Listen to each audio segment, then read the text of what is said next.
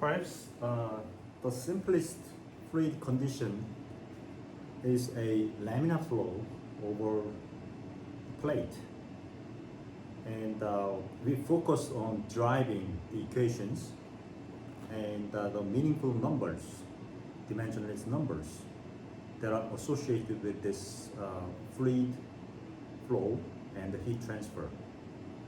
And we learned that there are certain kind of similarities, there are certain kind of interesting derivation process if we apply similarity conditions and the scale of order analysis. At the same time, we also learned that there are analogies between momentum transfer, heat transfer, and even the material transfer. So we try to make the problem as simple as possible, and we try to look at the insight into the description of all these problems. Well, so we achieved a lot of interesting things so far, and now is the time to expand our horizon. Well, the problem becomes more and more complicated. As it does, you cannot rely on this analytical process anymore. So most of the problems that we are going to study from now on is from the experimental results.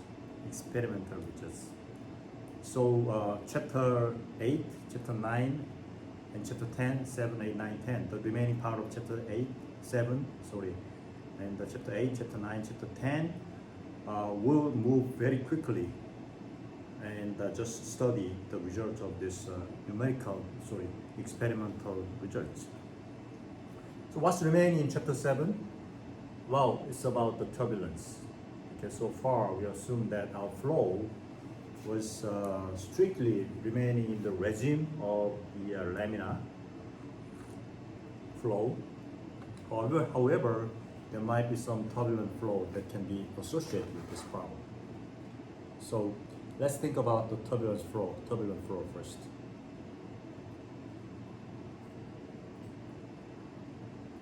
Turbulent flow. Okay. Well, of course, the other condition is we assume that the surface temperature, Ts, remains constant, right?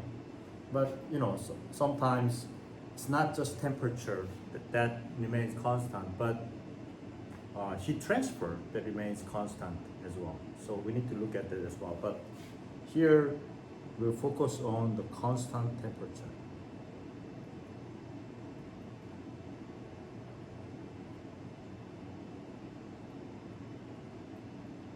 Like the way we have been doing so far, we just focus on constant temperature. Okay. So if you take a look at the turbulence flow, I've already asked you two guys to watch the video clip, the beautiful video clip about how this turbulence is actually developed. That's what's happening in nature. Initially the flow might be laminar, but as it progresses at higher speed and longer distance, this flow will become like more developed into turbulent area. Okay, so if you watch such kind of procedure, you have a parallel plate like this, and the flow comes in.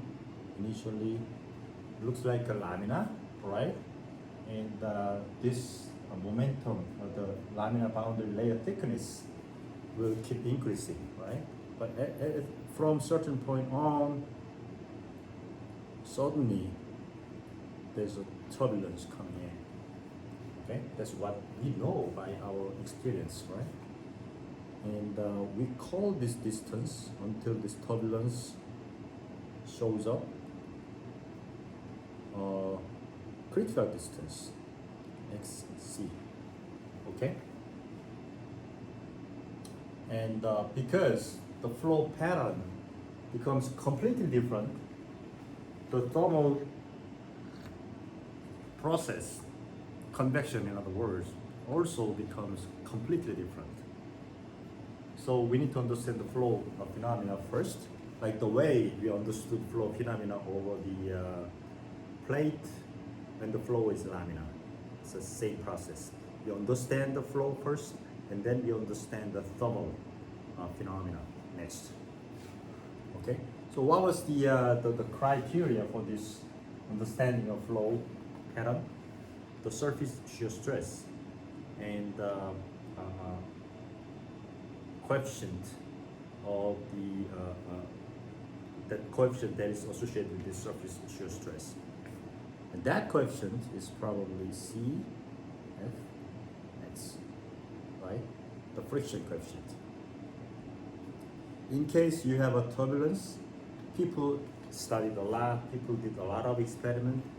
They realized that it can be expressed in terms of Reynolds number as well. Like the same way the laminar flow was expressed, I mean the friction coefficient of the laminar flow was expressed in terms of Reynolds number, right? So in this case, by the way, how was it related? Well, there's a famous number, 0.664, which is twice 0.332, and Reynolds number to the minus 1/2 power, right? But in this case of turbulence, you will have 0.0592 times Reynolds number growing as x grows to the minus 1/5 power. Interesting, interesting, right? It's very interesting. And this Reynolds number range is the lower limit is critical Reynolds number that occurs when the travel distance of this flow reaches up to critical distance. That is this distance, okay? This distance, all right? And the upper limit is about 10 to the 8th power. That's huge, really huge Reynolds number, okay? And it looks like analytic expression, but still it has a lot of problem. If you read your textbook, it says that the error associated with this equation compared with the reality, so this is highly experimental because it's very hard to understand the turbulence, you know. Analytically, the result is plus minus 15% off. That's huge, isn't it, right? But we have to accept it.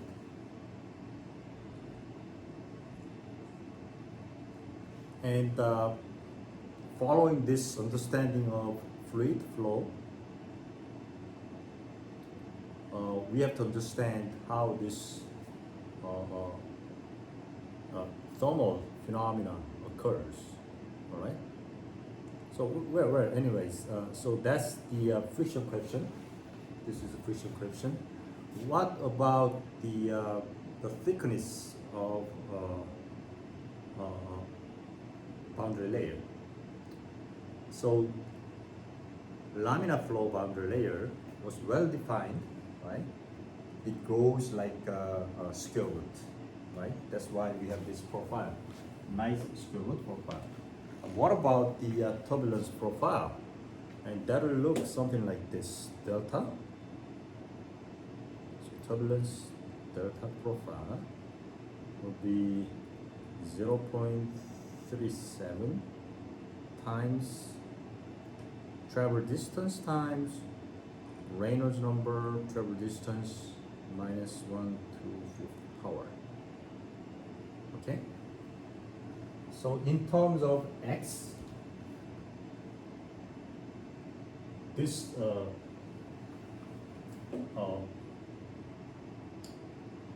laminar flow, turbulence flow boundary layer thickness will grow much faster than laminar flow. boundary layer thickness, which is square root growth, right? But this is already much more than square root growth, right? It's proportional to, well, x to the what? 4, 5 power. It's like linear. This is very fast growth. That's why this profile will suddenly increase. You know, if you look at the video clip that I asked you to read, watch, well, the turbulence area will grow rapidly. That's what's happening here. Okay. So this is our understanding about the turbulence in fluid mechanics. And what about thermal change, thermal relations? What do we use? We used to use a Nusselt number, right?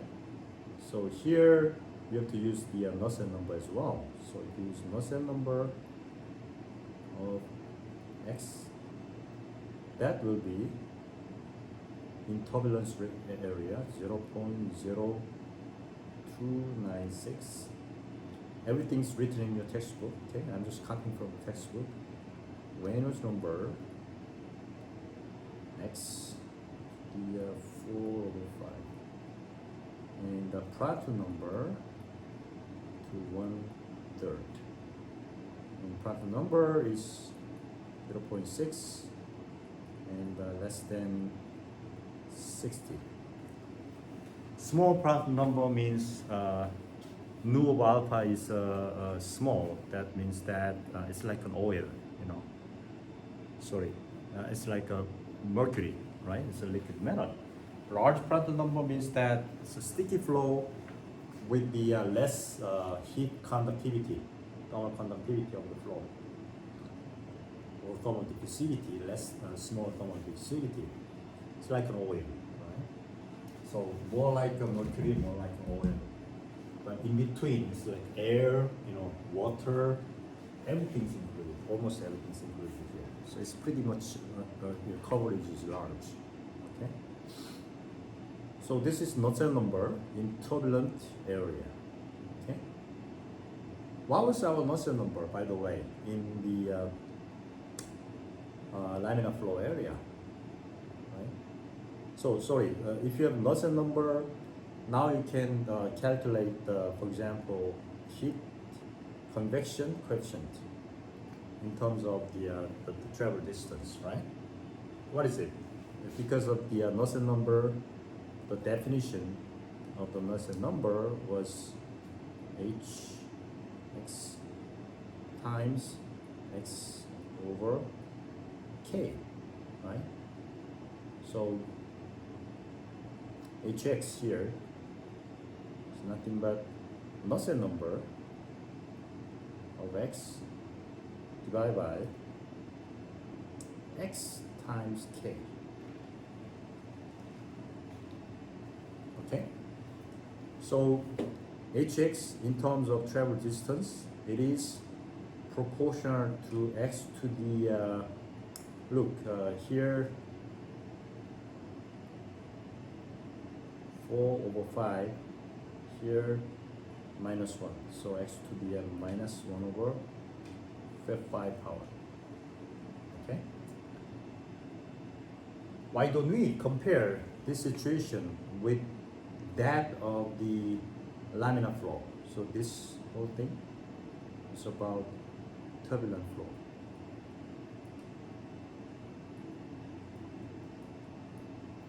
Let's take a look at the laminar flow. Nusselt number in terms of travel distance in laminar flow. Remember how much time is spent to drive this result. That was really interesting process, right? Reynolds number x square root, right? And Plato number, the famous 1/3, okay? Equals to nothing but hx over k. Of course, it's a function of x probably, right? In this case, if we calculate hx, function of x, in other words, heat convection coefficient, it will be nothing but Nusselt number of x gain divided by x times k, which is proportional to x to the minus 1 over 2 power. Okay? So compare these two. So these are for laminar flow.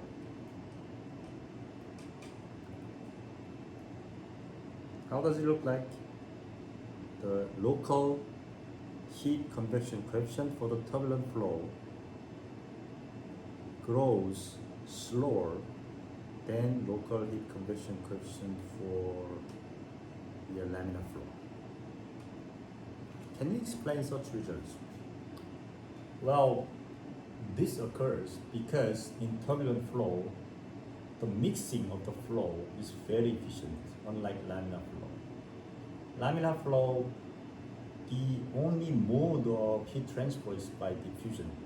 But in turbulent flow, the fluid will mix together very well. So even the thermal convection, convective heat transfer becomes very, very efficient with it. Okay? That's why this dependency is very weak. Okay? So if you draw this whole picture in terms of the graph right here, travel distance, okay, over a plate. So this is the simplest problem again.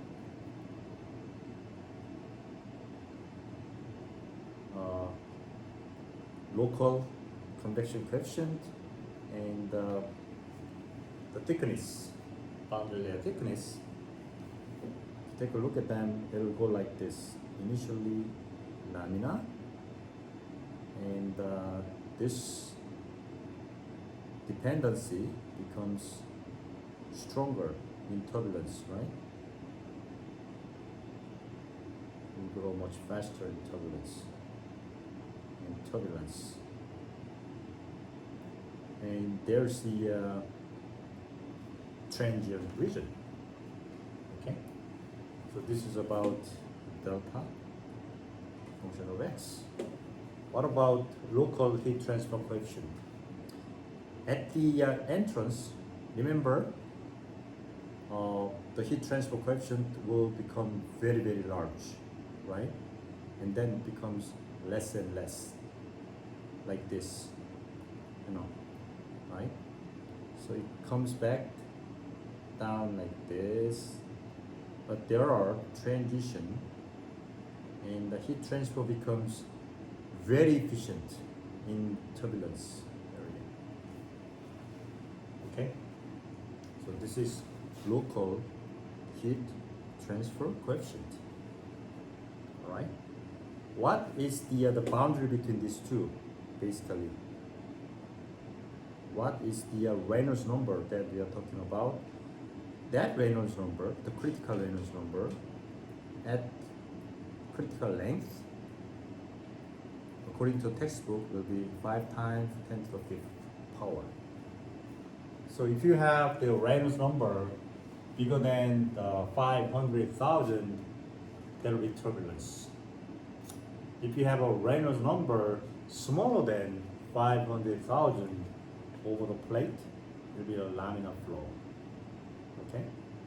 So in your practical application, you have to calculate the Reynolds number first, and then choose which equation should be applied. In any case, our common ground, our common way of doing communication, our common language are dimensionless numbers, like Reynolds number, Prandtl number, Schmidt number, Reynolds number, Prandtl number, Nusselt number, and the Schmidt number, and Schob number. Okay? Well, so these are the conditions for the turbulence flow. The other condition that we only considered was that the surface temperature was considered constant. What if it's not constant? Okay, in that case, we have the other condition, which could be constant heat flux conditions. Okay, I believe this is for the laminar flow. In that case, Nusselt number, local Nusselt number, has slightly higher leading constant. That's gonna be 0.453, but same dependency upon the Reynolds number, exactly same dependency upon the Prandtl number as well. That's nice, right? And the Prandtl number is again greater than 0.6, like water, like air, like almost all kinds of fluid that we can think about other than mercury and oil. And you can also calculate, for example, average Nusselt number. In other words, you integrate the local Nusselt number over the whole travel of the plate and average them out. In that case, this number will be 0.680 Reynolds number dependency, size of the plate, the length of the plate.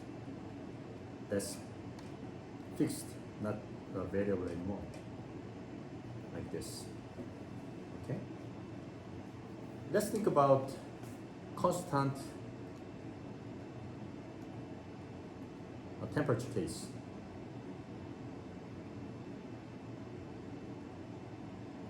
Let's bring up our memory. Okay. What's the Nusselt number? Local Nusselt number, the famous 0.332, right? Reynolds number, local square root, Prandtl number 1/3 power. In same condition, Prandtl number 0.6, greater than 0.6. Right? How can we get the average Nusselt number? This is first time I just show to you, but it's apparent. It's pretty quick and simple, right? How can you do that? We just integrate the Nusselt number from 0 to L and then divide by the length. That's average sense, right? That is average Nusselt number x dx. Then of course there's the Prandtl number, which is constant multiplied here. Right? Well, there's of course 0.332, right? Yeah, don't forget, right? And what is Nusselt number in this case? Well, it has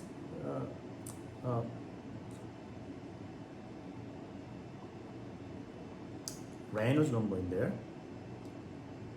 Sorry, what am I doing? Okay, we have to delete this.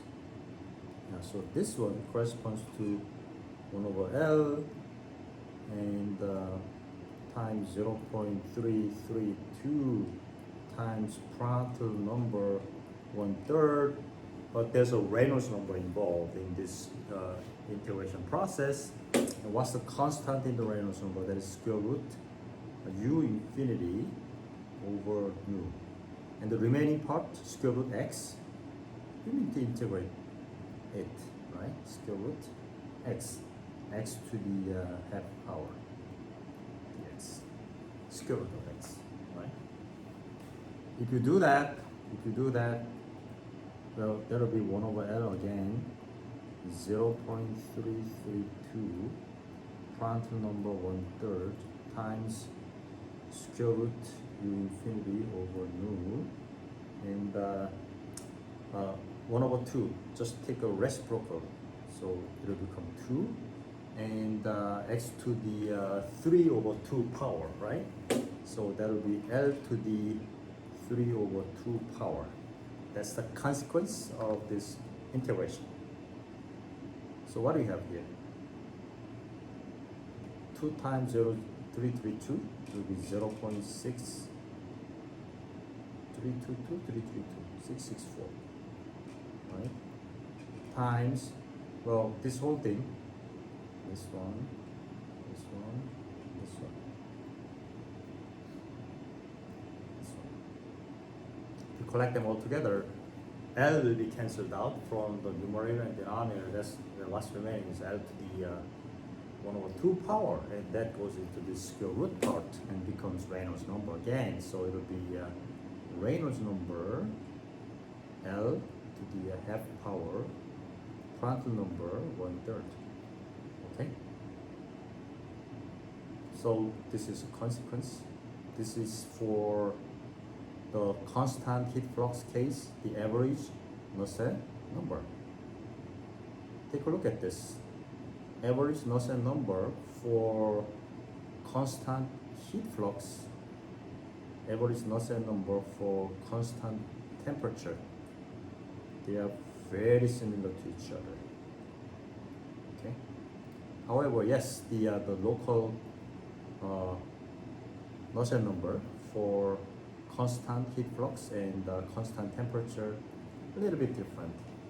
But what really matters is actually average values, isn't it? Right? Because you want to know the whole number, in one shot. That's the average number. Okay. Yeah. Okay. So let's take a look at an example. The example in your textbook is probably a bit complicated. So I just simplify the numbers so that you can find easily from the tables. So I created example.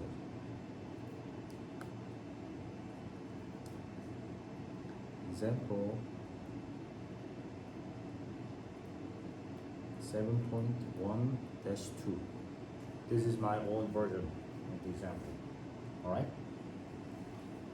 In this case, you have a parallel plate, and there's air coming in through, and the temperature in your textbook is probably 300 degrees Celsius, but I will just use to infinity 450 Kelvin, because that's the number that appears on your textbook table.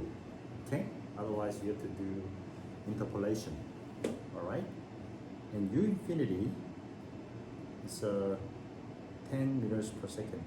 Pretty quick, right? Pretty quick air, flow.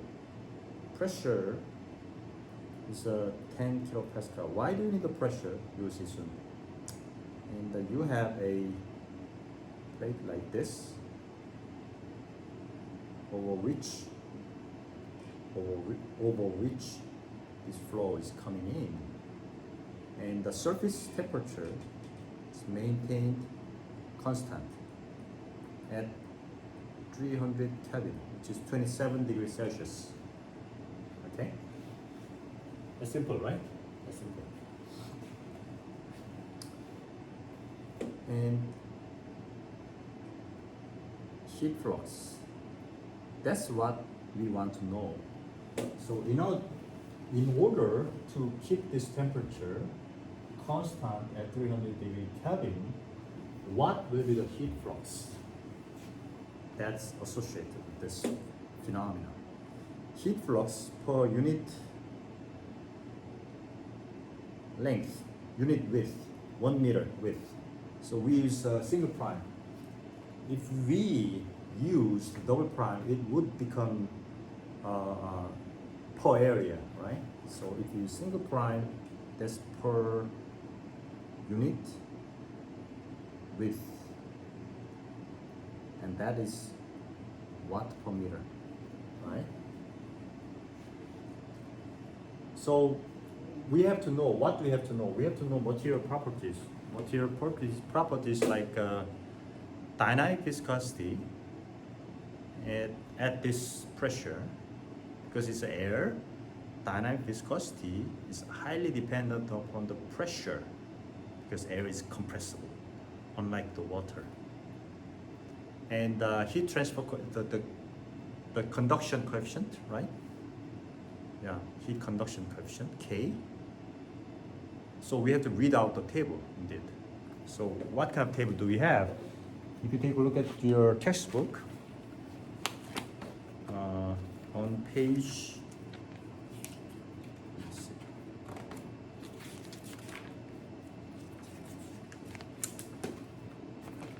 Where is it?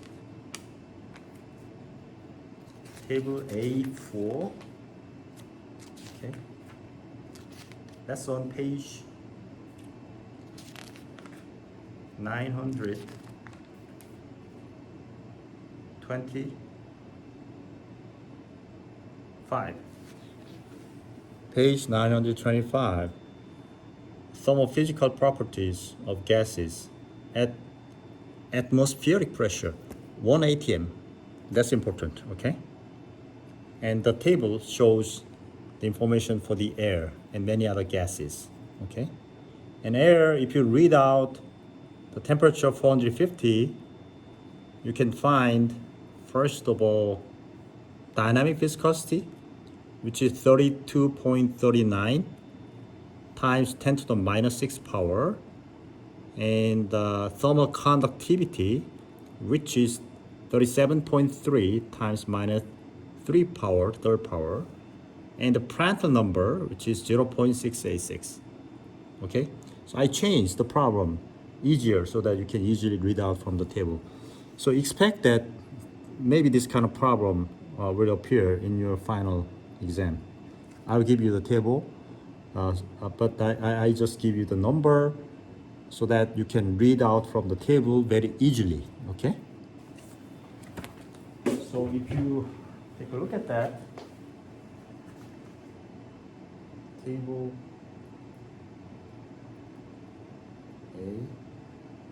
A4 at 450 cabin, all right? The dynamic viscosity nu was 32.39 times 10 to the minus 6 power. Well, the unit is same as thermal diffusivity, remember, right? That's a very interesting unit. Equals to nothing but viscosity divided by the density. Density matters. Why? Because this air is kind of a low pressure, right? Rare, in other words. So density will be probably very low, you know. And K will be 37.3 times 10 to the minus 30. Well, this is at 1 atm. This is important, okay? And watt per meter Kelvin. By the way, probably thermal conductivity will not change as much as the viscosity, which is highly affected by the density, right? And the Prandtl number from the table will be 0.686. Okay. How is this rho associated with the pressure? Well, it's an ideal gas that we need to think about. Air is an ideal gas. We can consider air as an ideal gas, right? So you have an ideal gas equation, right? PV equals to nRT, and P times what is the volume? That's nothing but mass divided by the density, right? So therefore, the density is nothing but pressure times the mass, right? Divided by nRT, okay? So if you keep the temperature at 450 Kelvin, but pressure on the table given as 1 atm, but you lower the pressure down to, how much was it? 10 kilopascal, right?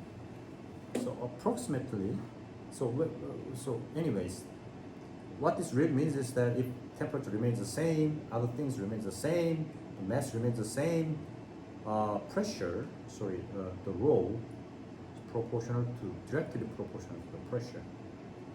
So rho is right here, pressure is right here, pressure right here.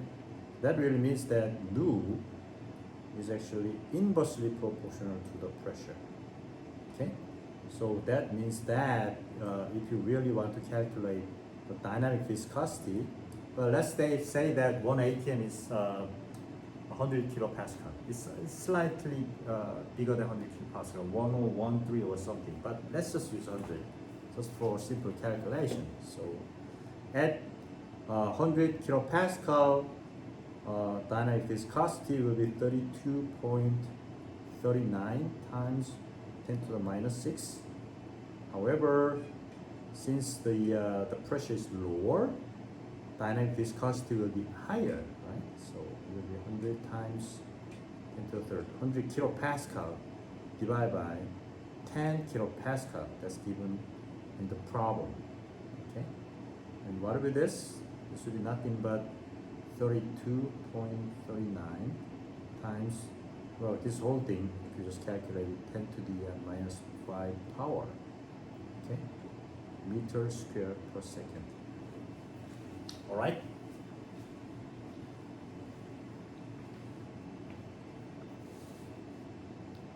And so this is how you actually solve the problem from now on. You are given all these properties, right? The first thing you need to do is to calculate the Reynolds number, because there are two kinds of equations that you want to use, right? Even at constant temperature, One is laminar flow, the other one is turbulent flow. Is it turbulent or laminar? Depends upon the Reynolds number. So we test the Reynolds number associated with the length. Well, by the way, the length of this flow, I just forgot to mention, is 0.5 meters. Okay, that's L. This is L. So this Reynolds number associated with the length will be U infinity times length divided by dynamic viscosity. Infinity is 10 meters per second, length 0.5 meters, and dynamic viscosity 32.39 times 10 to the minus 5 power. And I did my homework, my calculation, and this is about 1.54 times 10 to the 4th power. What was the critical Reynolds number? Well, just go back a little. Go back. The critical Reynolds number is right here. It was 5 times 10 to the 5th power. What is the number we calculated? That is 1.5 times 10 to the 4th power. It's lower than the critical Reynolds number. What does that mean? This flow is laminar flow. So you can use the very nice laminar flow equation, right? Okay, so what is the laminar flow equation about the Nusselt number? So this is how it goes. We calculate the Nusselt number first. From the Nusselt number, you calculate the local heat transfer coefficient, right? All on the average sense, because we defined the total travel of this liquid already, right? The fluid already, not the liquid, the gas already. So what is the average Nusselt number for a laminar flow over the plate? That's famous 0.664 times Reynolds number L to the half power times the Prandtl number. Is it visible? Prandtl number, the famous 1/3. Okay, just plug in the numbers. 0.664 times 1.54 times 10 to the 4th power square root times 0.686 1/3 power. If you do this calculation, you can punch in the calculators, and it turns out that this will be 72.7. Let me ask you this: what is a unit? Well, it's simple, right? No unit, because Nusselt number is a unitless number. That's how we communicate. How we arrived at Nusselt number, we did the scaling analysis and the similarity analysis, right? And Nusselt number is a function of the other two non-dimensional number, Reynolds number and quantum number, right? That's what I learned. So this is our language. So here, what is H? Average. Because Nusselt number by definition is nothing but H average times L over K, right? So H is nothing but Nusselt number L times K over L. That's so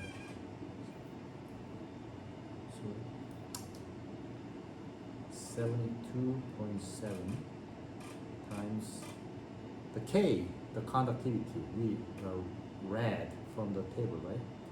3.3 times 10 to the minus third power over the length, half. And this is nothing but, how much is it? 5.4. What is the unit? Watt per area, right? Meter square cabin. Temperature difference, right? Right, it's feasible. So now we can calculate Q prime, which is H bar times the area. The width is 1 meters, I said per unit meters, and the length is 0.5 meters, and T infinity 450 Kelvin minus T surface 300 Kelvin.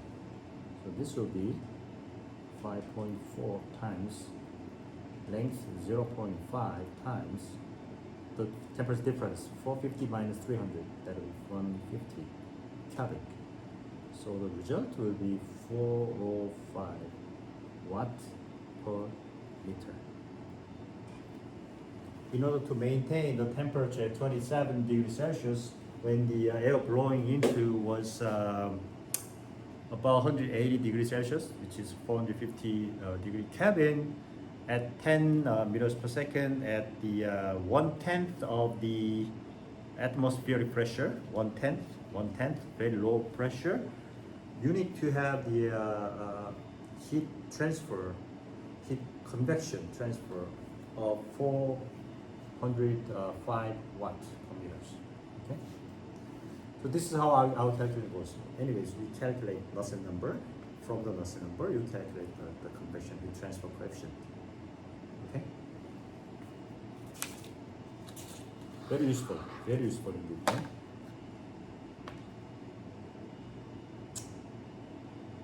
Now, from now on, so we already started providing the variations to our conditions. The basic condition was plate and the laminar flow. And the first variation we thought about was actually turbulent flow. And the second variation we thought about was a constant heat flux instead of constant temperature. And the other variations that we are going to think about from now on is, first of all, shape difference. It's not parallel plate anymore. It'll be cylindrical cross-section. It'll be skew cross-section.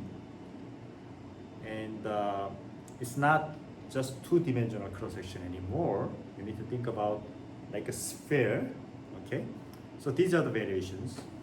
So as you go through these variations one by one, there's no more analytical solution existing, no more numerical solution. Well, numerical solution is possible, but very close to analytical solution. That's not possible anymore. Okay, everything relies upon the experiment. All right, and then in chapter 8, we think about so-called internal flow. What is internal flow? Pipe flow, for example. Okay, what happens in there is something very special happening. And again, we need to use a lot of the experimental results. And in chapter 9, we'll look at free convection. So this convection so far occurred by forced flow, force, you know. But free convection occurs by gravitational buoyancy. And then we'll see what happens. Okay? And in chapter 10, we'll actually look at totally different kind of phenomena other than conduction and convection. Well, conduction convection still occurs with the same phase, right? Liquid is liquid, gas is gas, you know. But in chapter 11, we'll take a look at boiling and condensation, and that's totally different phenomena. And in chapter 11, we'll actually apply the result of all these things for heat exchanger. So starting from next week, chapter 8, chapter 9, actually we'll start chapter 8 today. And the chapter 10, chapter 11 will move very fast because we just look at experimental results and try to understand the phenomena, okay? Not much derivation will be involved, okay, anymore. Okay? So now the first thing, what about cylindrical cross-section? Two-dimensional cross-section. Not the parallel plate anymore. What's happening is, well, again, probably you guys already watched the video clip that I asked you to watch before coming to the class. If you do that, well, you see that there's beautiful flow going through around this cylinder. First of all, there's a flow hitting the center. And we call this center stagnation point. Stagnation. Right? And the flow looks like going through this cylinder, and that's very interesting phenomena in it. Okay? But what's really happening is actually the flow will go around this object and go through like this.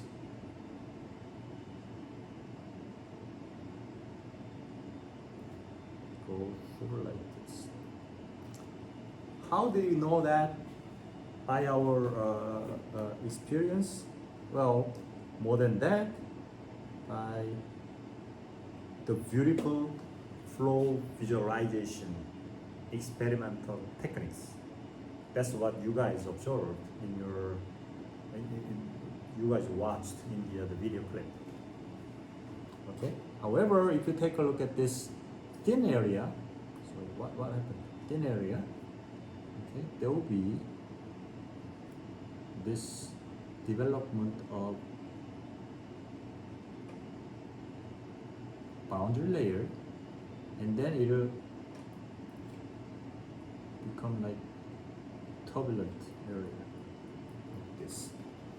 And we call this point separation points. Okay, so initially the boundary layer, around this pen, for example, will be laminar boundary layer, and at a certain angle of this turn, suddenly there will be turbulence going on. That's what people observe by experiment. So we call this wake flow, and this is boundary layer.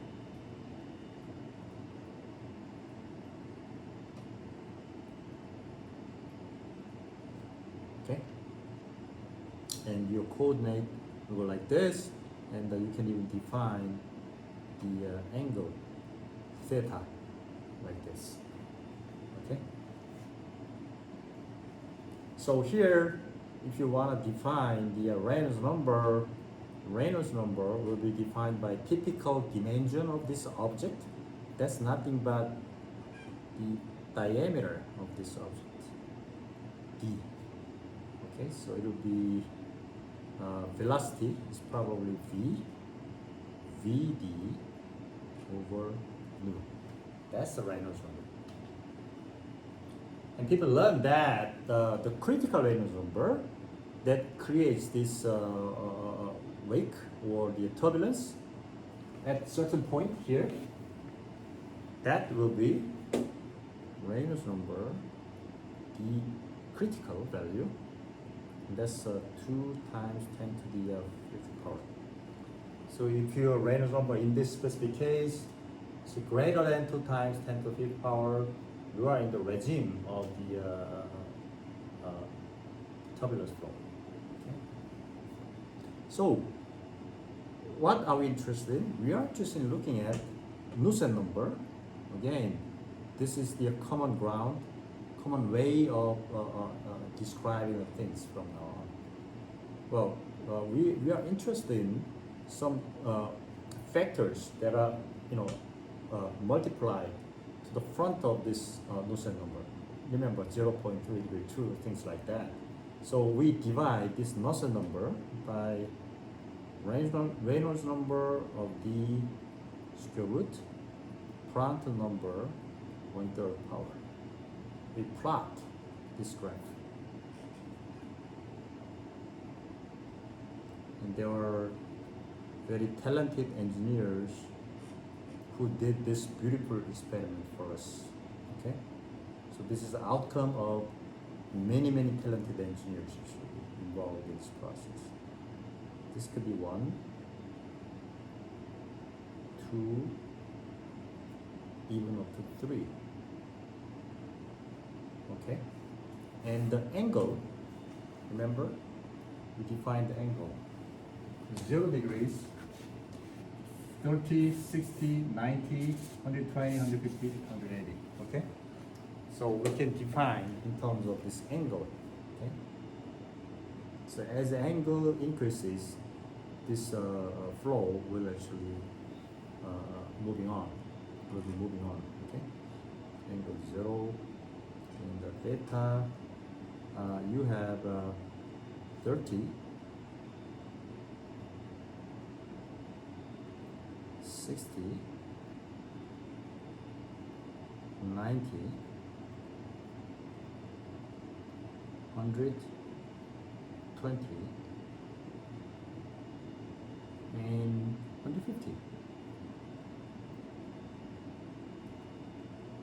30, 60, 90, 120, 150. All right? And take a look at how this convection occurs. First of all, you can take a look at very low Reynolds number. That probably starts from 1. And there are certain kind of inflection point here, but not the minimum. So this is for the case of Reynolds number, which is 500. That's just the experimental outcome. Okay? Experimental observation.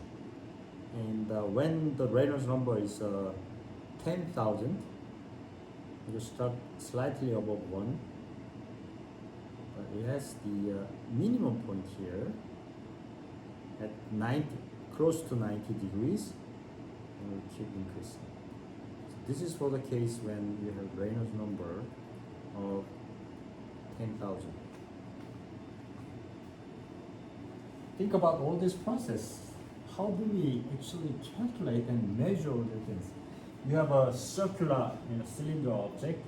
You probably have some kind of sensors around it and measure all this heat transfer. That experiment itself is a really nice work, really nice art indeed. And if you increase the Reynolds number up to this critical Reynolds number, so it will start somewhere in the middle, right here, and the minimum occurs slightly before 90 degrees. It goes up and again down, so you got 2 minima, right here and right here. Okay, slightly before 90 degrees and slightly around 150 degrees.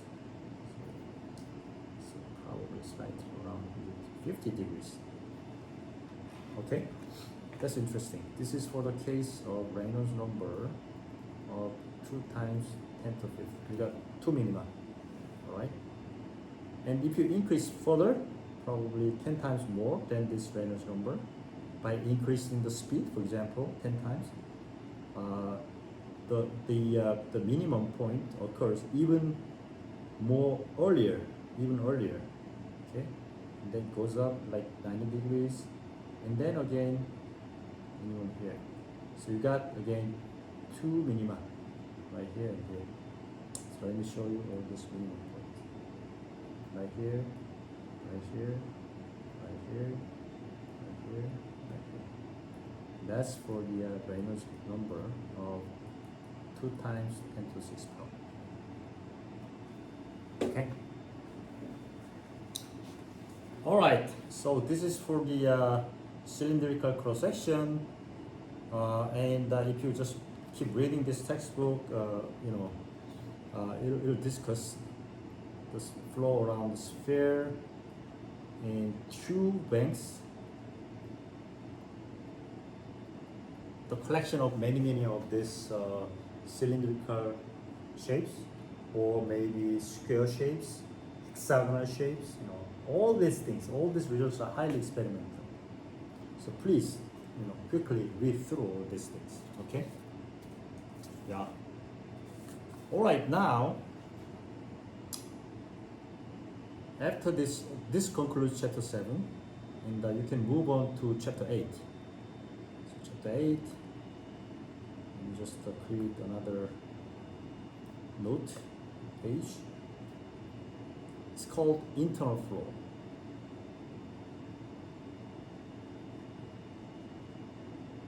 Like the flow in a pipe, all right? So in that case, again, what's the procedure? We start with the analysis on the flow first, fluid dynamics first. And then we try to obtain some analogy in terms of heat transfer, okay? So we divide into 2 different analysis. One is about hydrodynamic analysis, the other one is about thermal analysis, okay? So about the hydrodynamic analysis, I believe most of you guys have already taken the nice fluid mechanics course from our department, okay?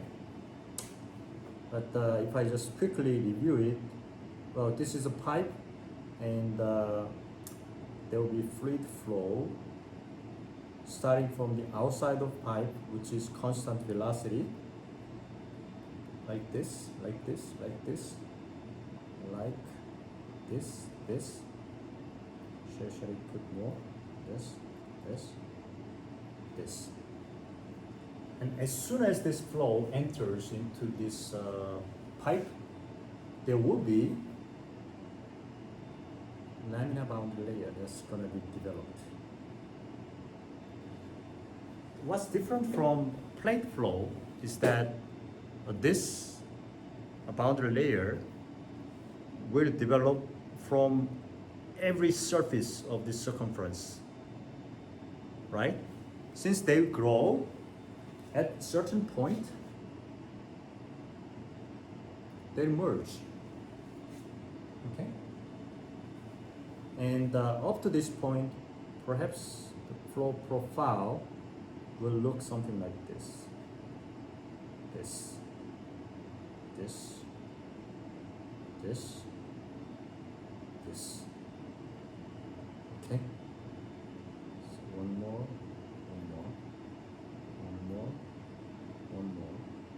maybe 2 more, 3 more.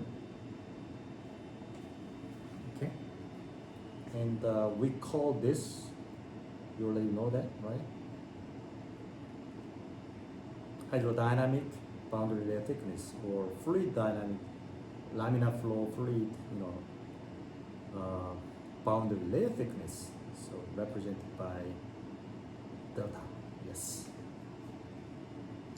And within this little cone, if you have a pipe, right? We have a inviscid flow. In other words, there's no shear. But within this boundary layer, there's a shear. Because of shear, how this shear actually affect, yes, momentum transfer occurs throughout this boundary layer. But eventually, so this is center line, okay? And this cone becomes just a sharp, doesn't exist anymore, and beyond this limit you have velocity profile that doesn't change anymore as you travel. This is very important. You are ended up with non-changing velocity profile.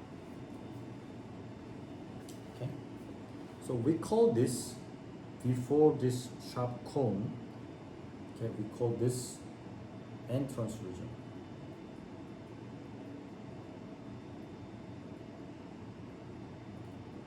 After this, we call fully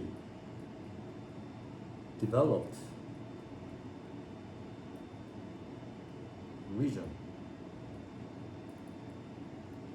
Okay, and how is this fully developed region distance related with the Reynolds number? So, for instance, if this is the diameter of the pipe, for example, Reynolds number can be defined in terms of this pipe length. It will be infinity, sorry. But what about the velocity? Which velocity are you talking about? Here, for example. Yeah, this is constant velocity, but already even in this case, yes, this is constant, right? What about this? So if you talk about the velocity, which velocity? Even in, and this is more, prominent here. If you take a look at this velocity profile, which velocity are you talking about? This velocity, or what?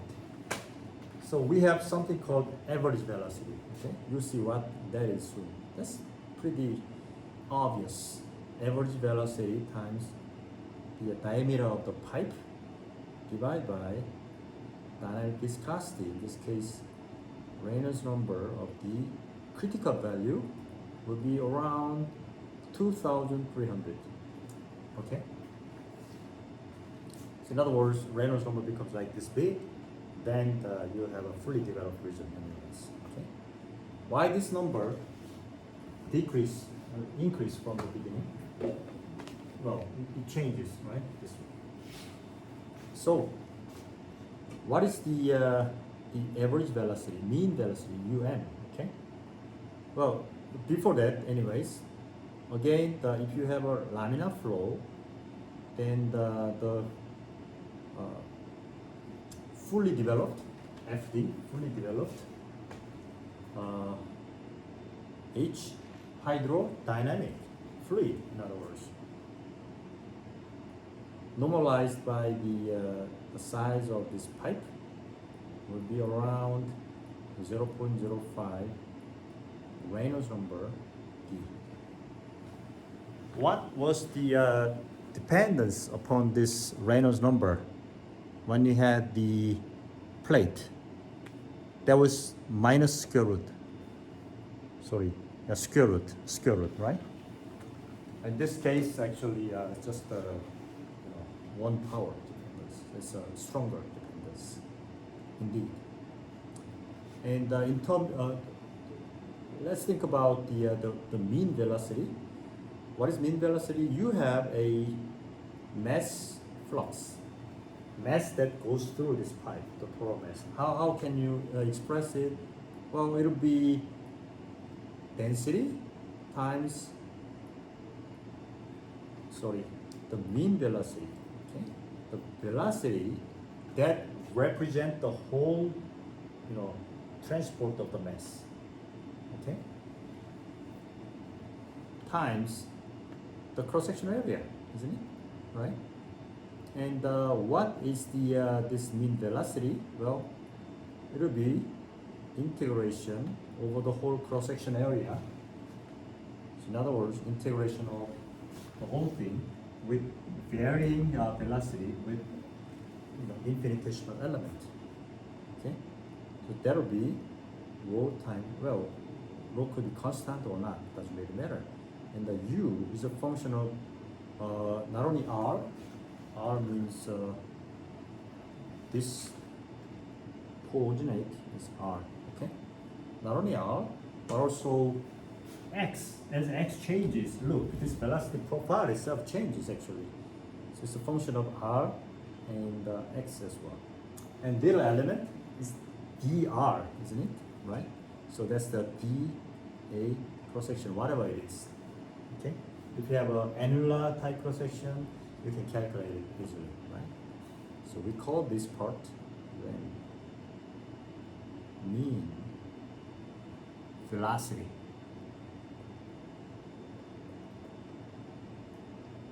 Okay. So if you just use this concept, you can calculate the Reynolds number using different expression, right? Remember, um is nothing but m dot divided by rho AC. AC is cross-sectional area, right?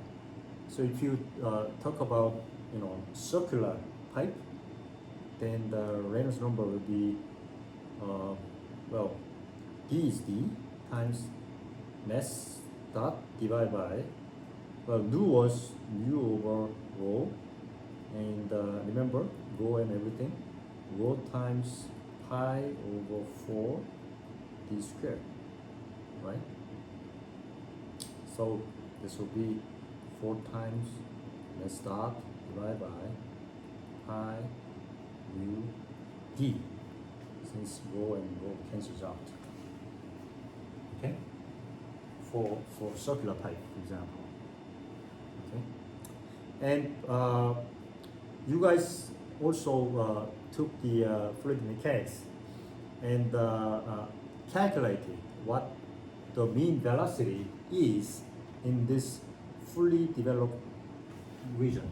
Okay, I'm not going to go through that because you've already taken the fluid mechanics. So for the fully developed region, such mean velocity will be minus r to the square a mu. And remember, the driving force in this pipe flow is pressure. Unlike our plate, where you don't really need pressure gradient, here you need a pressure gradient to push the liquid inside this pipe. Otherwise, there will be no flow because of the friction. Okay, so there will be pressure gradient. So how do we get this? You have a little element and look at pressure gradient and the shear and everything, because there's already the shear, right? It's not inviscid anymore. Always shear. Okay, shear force. Then you can calculate this number. And you can even normalize it. Sorry, this will be not infinity, mean velocity. You can even normalize it, ur over um. You find out that the profile, the velocity profile will be parabolic square. Okay, so we call this parabolic velocity profile. And you can even calculate the friction coefficient like the same way we did in the parallel plate case. It will be f over 4, where f is the famous 64 over Reynolds number d.